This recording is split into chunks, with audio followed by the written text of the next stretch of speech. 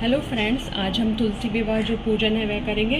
तो तुलसी विवाह देवटनी एकादशी के दिन किया जाता है और पूर्णिमा तक करा जाता है। यदि आप देवटनी एकादशी को नहीं कर पाते तो आप पूर्णिमा तक इस विवाह को कर सकते हैं। तो देवटनी एकादशी के दिन ही भगवान विष्णु जो थे देव अपनी निद्रा से जागे थे, तो इसी दिन से सभी मांगलिक कार्य जो होते हैं वे शुरू हो जाते हैं। तो सर्वप्रथम हमने यहाँ पर चौकी को स्थापित किया है और उस पर लाल कपड़ा बिछाया है और हमने कलश को भी स्थापना कर दी है। तो कलश का जो मतलब रहता है कि उसके लिए हम सभी देवी देवताओं का जो आह्वान हो जाता है, हम कलश स्थापना करते हैं। तो कलश के अंदर हमें सुपारी, हल्दी, सिक्का, लौंग, इलायची सभी अंदर आपको रखना है। तो सर्वप्रथम गणेश जी के बिना जो कोई भी जो मांगलिक कार्य है वह अधूरा माना जाता है। तो हमें यहाँ पर गणेश जी की जो स्थापना है सर्वप्रथम वो करनी है। तो यहाँ पर हमने गणेश जी को स्थापित किया है और तुलसी माता का जो विवाह है भगवान शालिग्राम जी के साथ हुआ। तो यदि आपके पास शालिग्राम भगवान नहीं है तो आप विष्णु भगवान की प्रतिमा, फ़ोटो कोई भी ले सकते हैं। और यहाँ पर हमने दीपक को स्थान देने के लिए थोड़ा सा तिल रखा है। तो यहाँ पर आज के दिन हम लोग चावल का उपयोग नहीं करेंगे, तो इसलिए हमने तिल का ही उपयोग यहाँ पर किया है। तो सर्वप्रथम हमें दीपक प्रज्वलित करेंगे। जो दीपक जो होता है ना, हमारी पूजा का साक्षी माना जाता है। तो यहाँ पर हमने दीपक को प्रज्वलित किया है। तो यहाँ पर हम लोग दीपक को प्रज्वलित कर रहे हैं। अब हम गणेश जी को टिक्की लगाएंगे और उसके पश्चात हमें गणेश जी भगवान को वस्त्र रूपी जो मौली है वह चढ़ानी है। तो अभी हम वस्त्र रूपी मौली भगवान को चढ़ाएंगे, अर्पित करेंगे। तो सर्वप्रथम आप जनेऊ भी भगवान को पहना सकते हैं अगर आपके पास जनेऊ है तो। और फूल फल जो भी आप अर्पित करना चाहते हैं वह भी भगवान को अर्पित कर सकते हैं। भगवान शालिग्राम जी को भी हमें यह पहनाना है, जनेऊ, वस्त्र रूपी जनेऊ, मौली जो भी आपके पास उपलब्ध है। इसके पश्चात जो दूल्हा दुल्हन होते हैं, जैसे भगवान शालिग्राम जी को हमें हल्दी और जो मेहंदी की रस्म है सर्वप्रथम हम वो करेंगे। तो इधर हमने हल्दी ली है, तो हमें हल्दी जो है इसमें दूध मिलाया है और मिक्स करके भगवान को हमें इसकी 5-5 बिंदी लगानी है इसमें भगवान के ऊपर। तो ये हल्दी की रस्म है और माता रानी को भी हमें 5-5 बिंदी हल्दी की लगानी है। जैसे शादी में भी हल्दी और जो मेहंदी की रस्म की जाती है। अब यहाँ पे हमने मेहंदी ली है तो हम उंगली पे लेंगे इसे, थोड़ी सी जो मेहंदी है थोड़ी सी मेहंदी लेके भगवान को लगाएंगे। तो इसकी भी हम 5 टिक्की शालिग्राम जी को अर्पित करेंगे, लगाएंगे। और इधर हम तुलसी माता की जो टहनी है उस पर भी इस प्रकार हम 5 बार बिंदी लगा सकते हैं। और माता को हमें कुमकुम की भी बिंदी लगानी है। माता रानी का श्रृंगार भी हमें करना है आज के दिन। तो ये जो बिंदी है यह हमें माता रानी को लगानी है। अभी हमने हल्दी मेहंदी लगाया और माता रानी का श्रृंगार भी हमें भी करना है। और आप 16 जो श्रृंगार की जो सामग्री होती है वह माता रानी को या तो पहना सकते हैं, श्रृंगार कर सकते हैं, या यहाँ पर ही माता रानी के पास में आप अर्पित कर सकते हैं। ये चूड़ा मैंने लिया है जो कि लाख से बना हुआ है, यह भी मैं माता रानी को अर्पित करूंगी। और इधर ही इसी बास्केट में सुहाग जो पिटारी है इसमें ही मैं माता रानी को अर्पित करूंगी। अब हम भगवान को फल अर्पित करेंगे और जो भी भोग या प्रसाद है वह भी हमें अर्पित करना है। तो आज के दिन जो आंवला और ऋतु फल जो होते हैं, सिंगाड़े, वो भी हमें अर्पित करना है भगवान को। तो जो भी भोग प्रसाद आपके पास हो वह भी आप भगवान को अर्पित करेंगे। तो इधर हमने भोग अर्पित किया गणेश जी को और ये मैंने तुलसी डाल के भगवान शालिग्राम जी को मैं भोग अर्पित करूँगी। तो इस भोग को मैं इधर ही रख रही हूँ। और ये पतासे जो है माता रानी को मीठा कुछ अर्पित करने के लिए माता रानी को प्रसाद में यहाँ पर रख रही हूँ, अर्पित कर रही हूँ।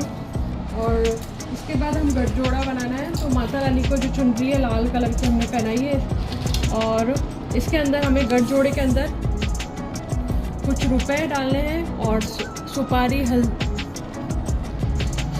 अब हमें गठजोड़ा बनाने के लिए इसके अंदर हमें भगवान विष्णु के लिए, शालिग्राम जी के लिए हमें पीला वस्त्र लेना है। तो इसके अंदर हमें बांधना है इसको और माता रानी की चुनरी लेके हमें गठजोड़ा बांधना है।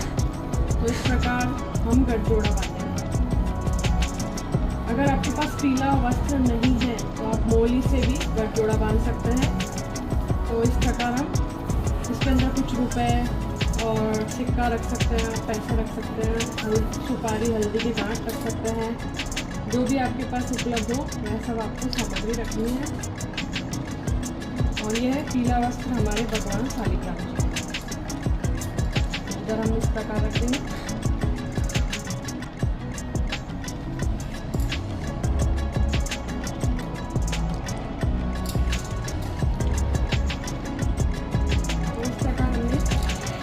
गठजोड़े को बांध दिया है।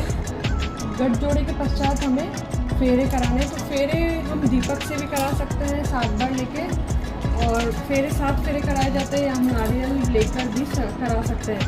तो 3 फेरे में वर आगे रहता है और 4 फेरे में वधू आगे रहती है। तो 3 फेरे में हमें इस प्रकार नारियल को लेके और क्लॉकवाइज घुमाना है 3 फेरे में, और 4 फेरे जो हमें कराने हैं उसमें हमें नारियल को एंटी क्लॉकवाइज घुमाना है। तो इस प्रकार 7 फेरे संपन्न होते हैं।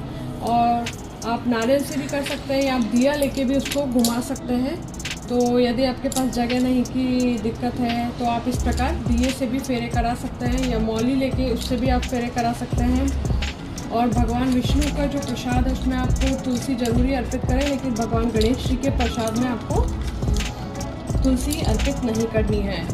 तो इस प्रकार हमारे जो फेरे होते हैं तुलसी माता के और शालिग्राम जी के संपूर्ण हुए हैं। और इस प्रकार हमें कोई सिक्का लेके, चांदी का सिक्का लेके माता रानी को सिंदूर अर्पित करना है। तो हम इसे भगवान शालिग्राम जी से छुआएंगे और माता रानी को हम सिंदूर अर्पित करेंगे।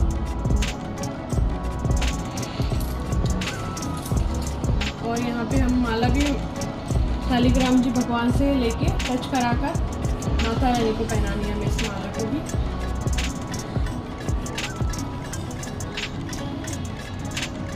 अब फूलों की माला भी ले सकते हैं, ये माता तुलसी से अर्पित लेके हमें टच करानी है।